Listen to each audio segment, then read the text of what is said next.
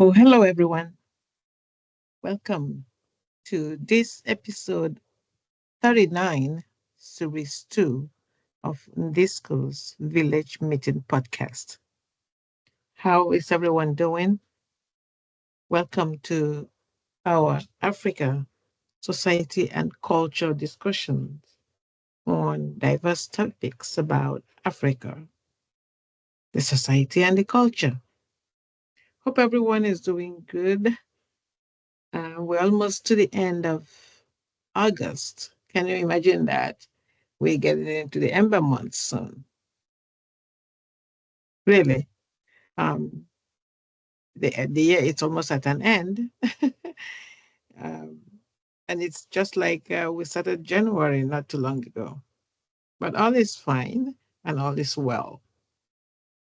So today we're going to jump on a topic that I think is also ripe to be talked about along with many like it. Again, this starts when I start talking to these young ones. They have so many questions, and we talk about everything under the sun. So this weekend, um, one of them was telling me about how they're preparing now to go back to school, and some of them already are taking classes. So for whatever reasons, we got into Illuminatis. Some of you who know who Illuminatis are, they are the purported, um, um, leaders all over the world in certain nations who tell us what to do or make the decisions, not the ones that are really elected presidents and all that. So they started talking about Illuminati as a secret society. So, and this particular one is like, okay, Auntie, can we talk about this? Is there a secret society in Africa, or are there secret societies in Africa? And being Igbo, this one wanted to know if there is, or there are secret societies in Igbo land. So for me, I don't know much about the Illuminatis, and I cannot say more about them or much about them because all the rumor they hear is what I hear and what we read about, and nobody has come out to say it is true or not true, or the rumors are true or not true. But what I know is that in Igbo land, we have some societies or associations that are looked upon as secret. But what makes them secret, we don't know until I started finding out some of them. So, and coming back to Nigeria, other tribes do also have such societies. Um, but let's dig into this. So, one of the ones I wanted to talk about, because it was mentioned in an earlier episode, a discussion during the New Year Miriji Festival discussions. And Dr. Kachi, SAG Dr. Kachi Umoga, who talked on ERG um, three parts, mentioned this OKONKO society. And I didn't make much of it. I put it at the back of my brain to talk about later. But then when this question came up, it was time to start talking about this. So for those of you who keep writing to me and say, oh, we suggested some topics, you haven't gotten to them yet, we will. And like I explained in my last episode, I try to jump on certain questions as they come that are hot of the plate so that we don't lose track of that. We will really touch everything or every topic that you have sent my way, and as well as seasonal topics that come along. But let's talk about the Okonko Society of Igbo Land. What is it and why is it practiced? Your hostess is Dr. Maslin Andidi Aparoji. In my discussions, I call this a village meeting because this is where the summary is done. Um, I encourage everyone to please look into what goes on in your society. For those of you, my listeners, These, like OKONKO society, may not be one practice in your area, but I want you, especially the young ones, to find out what associations like this occur in your area and what do they do. In so doing, you will be able to know what at least goes on in your local area, as well as knowing about the Illuminatis of the world. Okay, so let's give it a start. Um, the Okonko Society belongs to a group of orders. It's secret societies and traditional institutions, and these are integral to the cultural, social, spiritual fabric of Igbo land. All these that you see here are entities that help preserve the community's heritage as well as the well-being of its members. Now, like I said, it's not just in Igbo land. We have them everywhere. I was born and brought up in Lagos, and I know they have a few. One of them, when it starts happening, we don't even step out. Uh, and I remember my brother used to run around with, the young ones during a particular event of this, the ones that they have there. But we dare not show our faces. We just hide because of the background noises that they have. So every society has one, but you're gonna find out what yours is. But let's talk about the ones that happen in the southeast region, in Igbo land. We have Nze Nozo Society, which is one of the most prestigious and influential traditional institutions in Igbo land. Okay. It is a title society, and its members are considered to be really of high status or and moral integrity. Again, these are people who play parts in the significant roles in governance and conflict resolution and preservation of culture and religious practices abound. We have Ebe Society. Ebe Society is also known as the Leopard Society. Um, Remember, the leopard is the African animal that is really known, and that is where we have Ishiago and all that in Igbo land. So this Ebe is also known as Leopard Society, and it's prominent secret society, especially in the Cross River and Akwa Ibom areas. So, especially in the aspects that he was speaking. It is known for its elaborate masquerades, and they play crucial roles in also regulating confliction resolutions and enforcement of community laws. Now, we're not going to go deep into this, but I just want to share that there are others. Agbala society, or Agbala society, like some people call it, is a religious one, and dedicated to the worship of the earth goddess Allah. Allah. Allah is considered the most important deity in Igbo cosmology, because it's the earth, it's the ground. Without the ground, we don't stand. So the society's members are responsible for performing rituals, maintaining sacred, groves, and ensuring the community's spiritual well-being. We always call on Allah. Allah Chekwanye, like we said, make the land preserve us, or make the land protect us and all that. And there is a Madioha cult. Madioha cult is also another secret society centered around the worship of Amadioha, the god of thunder and lightning. And members of this cult perform rituals to appease the deity and protect the community from natural disasters and calamities. You see some of the members of these praying hard, like when there is too much rain, when there are flooding going on, flooding aspects going on, and all that.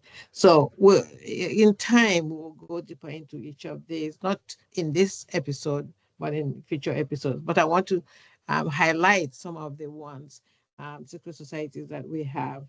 Mau Masquerade Society is another one, responsible for organizing and performing masquerades, which are essential part of our Igbo culture and religious rituals.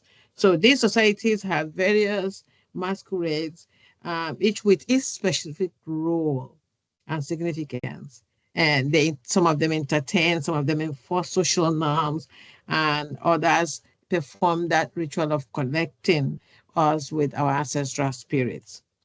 And then we have Aro Confederacy. The Aro Chukwu, people know that Aro is a very significant aspect of our culture in the Southeast. The Aro Confederacy was a powerful and influential network of city-states, actually, and communities in Southeast Nigeria, like I said, with Aro Chukwu as its center. Okay. Although not a secret society, though, in its sense, in the modern or in the traditional sense, but the Aro had secretive elements, such as the Ibinokwabi oracle, the long juju, which played a significant role in all these religious and judicial political aspects. So we'll leave that there because that's a huge one. Aro Confederacy, with Aro Chukwu, Ibinokwabi, them. Those are the things that I want you guys, the young ones, to know. You are from rich culture. The Igbo land is packed with culture. And they're fading away because nobody is really looking into them as much. The other one is Ezinri institution. The Ezinri institution is centered around the Nri kingdom. Some of you will have to look into that, which is considered the spiritual and cultural heart of the Igbo people. Nri, if you look at it, they say the Igbos, or Igbo people, sorry, we don't say the Igbos, the Igbo people, or Ndibo, they have their root from Nri. Ezenri, or king, is highly revered figure, and they perform important rituals. They mediate in disputes, and do much for the community. Last but not the least is the Umuada. The Umuada and Umuokbo societies. You all hear sometimes when I say Amokbo, Okbo in Mbise land, for example, is a daughter of the soil. Whether you're in Timbuktu or in Iceland, if you're a daughter of Mbise, you're an Okbo. So, but other people also use that term, Okbo. Some people use Umuada and Umuokbo. They had That's a part of another society that is considered secret society, but sometimes it's like in our case, they are not really secret societies, but they are secretive actions. Put that over them. These societies consist of women, the Umuada and Umuokbo, with Umuada referring to daughters of lineage and no more to the daughters of a village or town, like I explained. So these societies play crucial roles. They maintain social harmony, mediating conflicts, and serving in many aspects of community activities. Remember when I talked my last episode was on annual August annual meeting, and I shared that some cases not only women coming from everywhere, they are also extended some of them extend that meeting into Umuada meeting to again talk about the local and what they can do to help the society. So having said that, again, one of these is OKONKO society, which is what I am delving into now. And some people have said OKONKO has a connection with the society, and it may not be wrong to associate both because of the dances and the masquerades that go with that and the beating of the drums. What I want to say to all who, especially the Christians amongst us, we are all Christians. The church has not taken away the power of tradition or culture. It adds to them. So when I hear some people say, oh, it's no longer, the church has come and the religion has come or Christianity has come, so there are no more rooms for those rituals. Well, it depends on what you call rituals. Um, I don't think a lot of, I haven't, heard of any where people are killed. So if we say we are holding masses or mass sessions, those are rituals. Okay, the African traditional culture is also holding its rituals, and that's how we try to equate that.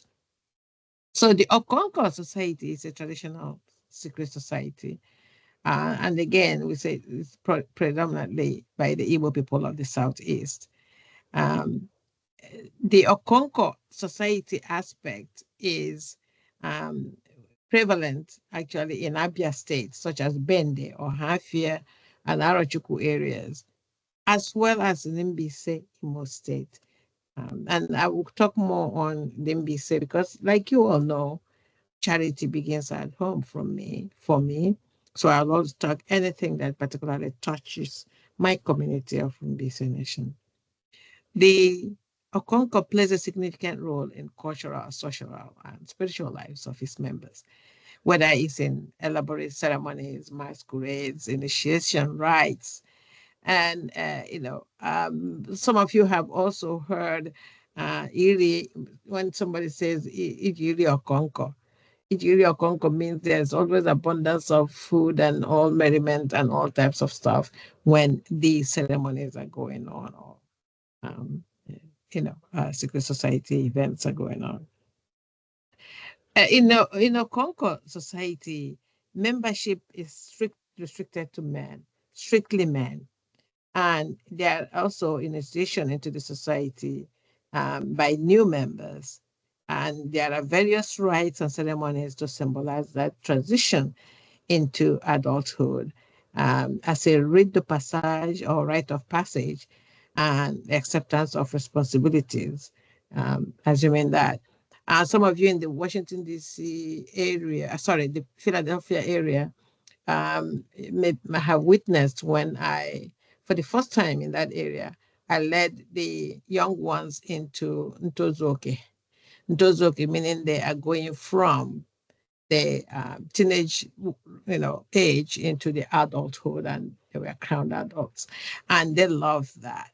It's not a secret society; it is some kind of transition into manhood, and this is sometimes what Okonko society does for some people to transit them from one aspect to the other. There's even a saying about this ancient secret society that if a member lies, he will die. Okay. That means integrity rules. You cannot be part of these, societies if you have a double standard, if you are not found worthy of being part of it. So again, the Igbo land started with clean spirits, clean hearts, and when we had these societies, or whether secret or open, going on, integrity reigned. People were accountable for anything they did that were contrary to the growth of the community. And if we can bring those back, maybe we'll have our communities back. Okay. So what are the focus areas for Okonko? It is cultural preservation. So if we want to keep, like we all are clamoring for, to preserve and promote our cultural heritage and our traditions, Okonko is trying to do that.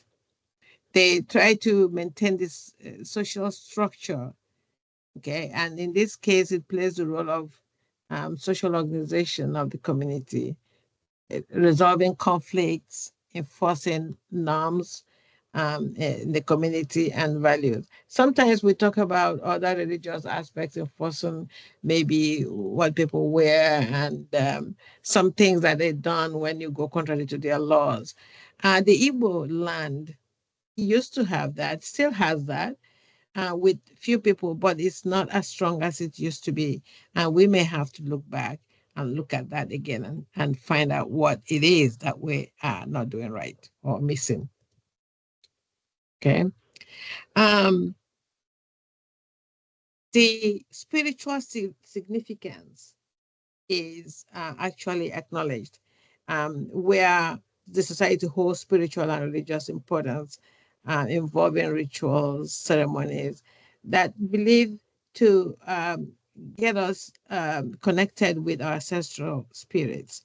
Um, the other day, we were talking about the New Year festival, and I assure you that SAG, the India SAG were doing their stuff that they are entitled to do. It didn't take away from the OKONKO society, privately or in their own setting, also thanking the same God for producing the yam and asking our ancestors to intervene on our behalf. Their focus also is on masquerades and festivals. The OKONKO Society is known for its vibrant masquerades. The festivals are always warm and inviting to all. Um, you know, there are cultural events in any community where these are practiced. Remember, not every local area or society or community really practices or the OKONKO um, you know, society aspect or every other ones that I mentioned earlier. So find out what your community does. So I'm now going to move a little bit into looking into this OKONKO society in my own community in Bise in Imo State. Again, the ones that are practice there, like some of them say, and the funny thing is that I cannot tell you who is a member because that's a secret, the secret of the society. Um, they know themselves, but maybe the outsiders, maybe we don't know them. Um, but it's primarily male dominated, like every other area where this is practiced. Membership is of prestigious status. So, you could now understand that when someone says this person is a member of the OKONKO uh, society, it means something strong. Um, and the activities are shrouded in secrecy. Um, these are only accessible to only to initiated members. So what we don't know is how the people are recruited into this or people have access into them. And like we say in every society or any activities out there, these are dying because the only people you find in those are old people. And when they are gone, these things may die. So it's the onus is on these members of these societies to reach out to the younger ones. How do they get initiated in such? What makes them, worthy of that or capable or able to participate in these societies, secret or not? This is the question, and they can reach out. And that was one of the reasons why I asked Ezeji Kachi Waga then, how can people become Ezeji? And he did a good job of telling us this is how you become a member of Ezeji. So those people in our OKONKO society, in my MBC especially, please let people know how they can be members. Because if we're not hearing much about your OKONKO society, I don't know how many other people know much about them. That means they're not reaching out to many people. And not only OKONKO society, any other society in our community that wants to, hand the baton to the next generation should start looking at who could come into that midst. Overall, the OKONKO Society remains a vital institution in MBC, uh, contributing to the preservation of our culture, of our tradition, our social order, and the spiritual life of the community we are in. We need to know that.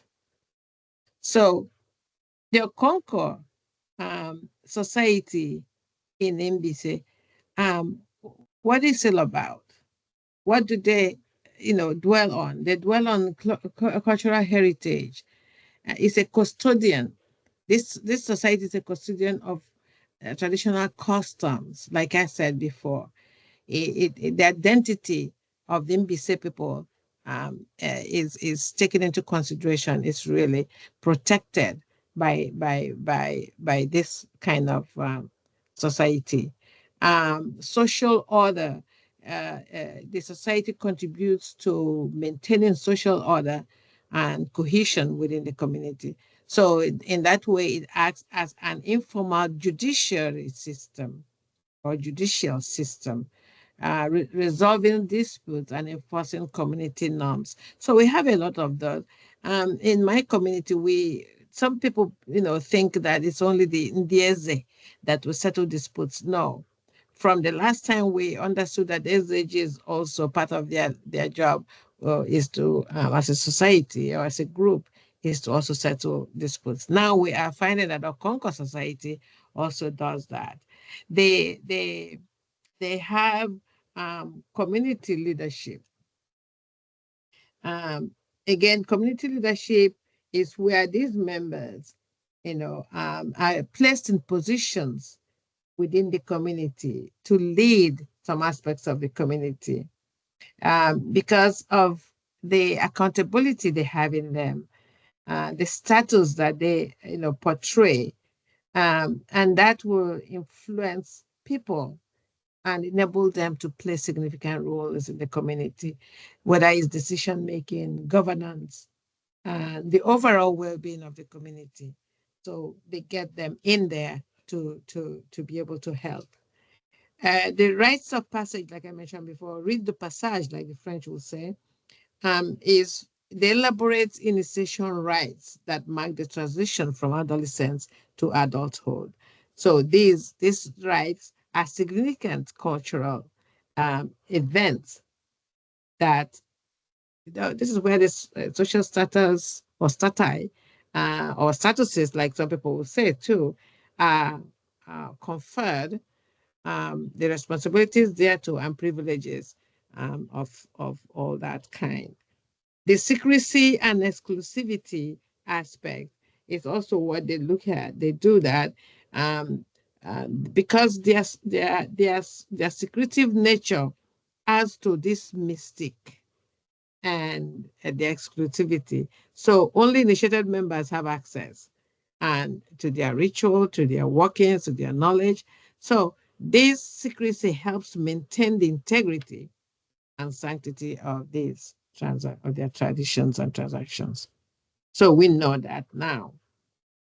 When we talk about initiation rites, this is where this society is also significant in their role. The rites of passage mark the transition of young men to adulthood, like I said, again, conferring upon them responsibilities. When we look at symbolism and rituals, sorry, I skipped that. Symbolism and rituals is used when ceremonies are unique and they carry deep cultural and spiritual meanings. These are the elements that help us integrate the society's identity and practices as we go on. Masquerades and festivals we talked about already. Those are part of what happens. Um, Events are characterized by colorful costumes, traditional music, dance, and these are social gatherings that enforce community bonds and celebrate our cultural heritage. Every aspect of what they do is important. Okay? The spiritual significance is also comes to play, um, where the society holds spiritual importance with rituals, ceremonies.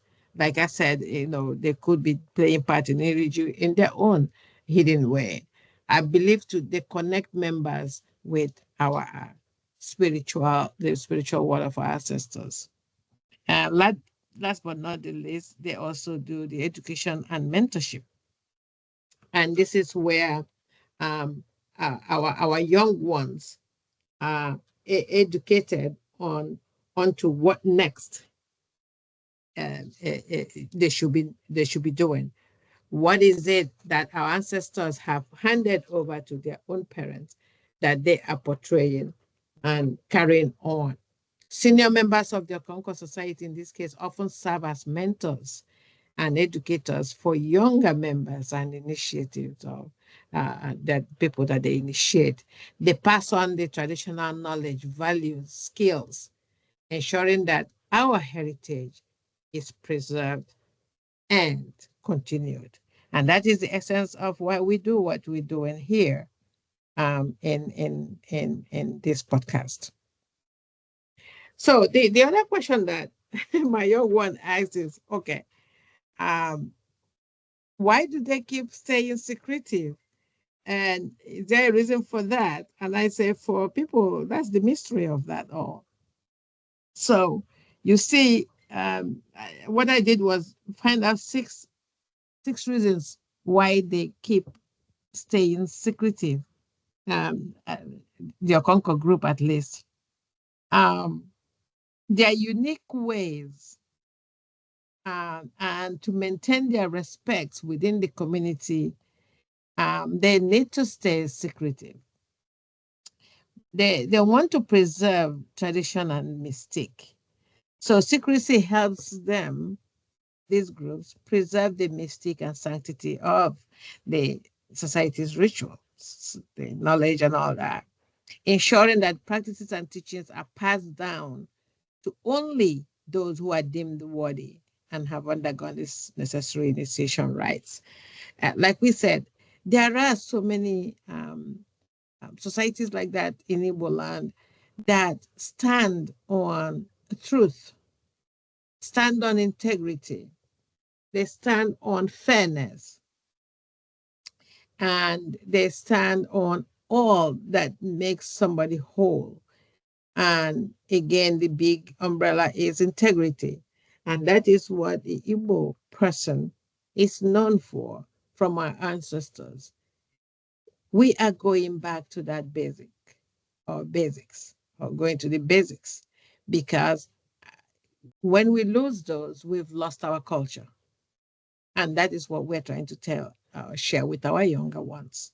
That yes, the society we live in today, the environment could be, made dynamic by all that we have to go through, also borrowing from the outside world. But what we are, who we are made up of what our ancestors had laid down before for us, integrity. And that is what we thrive on. They remain secretive to control and discipline anybody within that culture, within that enclave of their society. It helps them, restrict their knowledge just for within their inner workings, for their members. Okay, they enforce their own rules, and they don't want the outside rules to come in and mess them up. So it's also maintaining order and hierarchy within that group. That's why they stay secretive. The third is that they want to maintain the cultural identity. It helps protect that from external influences and dilution.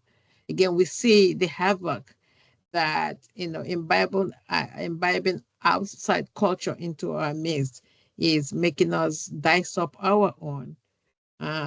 Yes, we were able to change some evil ones, but this is a time to really look into what we used to have. And that boils down to integrity. The practices remain true to their original form and are altered or not altered or misinterpreted by the outsiders. Again, they want to maintain their spiritual significance, like we shared before, because they ensure that their practices are conducted with reverence and respect that they deserve. Okay? And they diminish the exposure to other people's culture that will not be any benefits to them. Um, they ensure community cohesion by being that secretive. It helps create a sense of exclusivity and camaraderie among its members. Again, if you're an outsider looking in and you see a society like that thriving, helping each other, maintaining all, peace and harmony, resolving conflicts and all that, wouldn't you like to be part of it? You would. And so for them to keep enticing and, doing what they do best, they have to restrict that to those who want to know or be part of it and live the way the others live. And last but not least is protection of members, because in some cases, secrecy can protect members from potential harm or persecution. And that is why maybe in MBC today, or if you ask any other community that practice the OKONKO or other secret societies, um, you may not know who the members are. You will see them going in and out of somewhere, but um, maybe covert. And some of them, maybe have their meetings late or early, but for whatever reasons, they want to remain that way. And there's nothing bad in it, provided they're not doing anything evil. By keeping their membership and activities hidden, these societies can shield their members from external threats. Okay. So especially those who will call a spade a spade. Some people don't like the truth. Some people don't like people of integrity, but hey, it is what it is, right? So I added a picture here, some pictures of what, and again, this is my own style of showing my younger ones what some things look like that they may be reading and all that. They may never, not have seen that live. And some of us adults may never have seen anything live. I've never in my life seen anything displayed in a Conco way or by the Okonko Society. So I would love to be a live witness to such. And we would like the younger ones, if they can participate, please do. Ask questions of your community, because not every community, even within the places that participate in our Concord, have that broad membership. So ask some questions. The good thing is that Okonko is recognized everywhere as something that happens, or a very strong society in IGBOLAND. If you go to Smithsonian Institute in Washington, D.C., where every thing under the sun in the world is recorded or housed, you will see many people have written about Okonko secret society and other secret societies within IGBOLAND in Nigeria or in Africa. So what is yours? I may have talked about Nigeria, but if you go to Gambia, if you go to, Botswana, if you go to Mali, you have a whole lot. Cameroon, you name them. There are a lot of secret societies out there that are doing well. We're not talking about those that conduct evil. We're talking about those that follow the steps of our ancestors to do some good for the community. So, young ones, ask, and maybe if you can participate, how can you be a member of that? Okay. Like I promised, today is going to be a relatively short one. So, again, the Okonko Society cannot be overlabored, because it serves its purpose. Our ancestors are always happy with anybody or any group that upholds its way of life to keep our culture. And it means boldly saying, this is mine, this is what I understand, this is what I know. It's not devilish, it doesn't stop you from learning other people's culture, but maybe using it to really maintain yours or enhance yours. There's no point jumping from one to the other and losing all that was yours. It's like losing yourself. So we are going to conclude um, this topic. It's short and simple, but it's creation of awareness. We now understand that the Okonko Society's unique blend of cultural preservation, secrecy, spiritual significance, social order, educational role, community leadership, and the handover or the rite of passage or read the passage, all these make the Okonko a distinctive and vital institution in communities where they are practiced in Igbo land. Like I said, our culture promises more, has a lot, and it's for us to look in, to look back, to look deep, to ask questions, and understand if we're leaving anything behind, if we are losing anything. And these societies are part of our heritage to keep. So keep those questions coming for the young one that I had that discussion with this weekend. Thank you for getting Auntie to go in to get deeper with your question. Um, yeah, keep thinking about, not just the Illuminati's, but I'm glad you asked if there are such in Igbo land. Yes, ours is not covered. It is there. It could be secretive, but they do something good for the community. For those of us Christians who think our culture, when we have something called secret society like this, or is able, no, it's not. Please, let us open our minds and our hearts to embrace our culture. I thank you all for listening. And again, please share this podcast. Um, Share with friends, share with the young ones, parents, even if you know your children do not know. And believe me, what I have discovered recently is that even the adults don't know, but they are ashamed to say they don't know. Don't be ashamed. Somebody else is doing the work. Um, you know, just share it and let people understand and ask questions. Okay. And it doesn't have to be me. Any adult around you can answer questions or they can dig in. And I keep telling people, especially when you travel, wherever, seek the audience of those that are getting old, that in the next few years we won't have no more. And they are full of knowledge. Those are the ones that will answer your questions as to what they will remember or they can remember. And that becomes part of our history. Okay? Get to know your people. Don't do anything because it's sentimental or emotional. Be objective, because we have a lot of our people writing subjective um, um, aspects. Because you know this person, you don't know this person, you like this person, you don't like this person. No, no, that doesn't the community history make.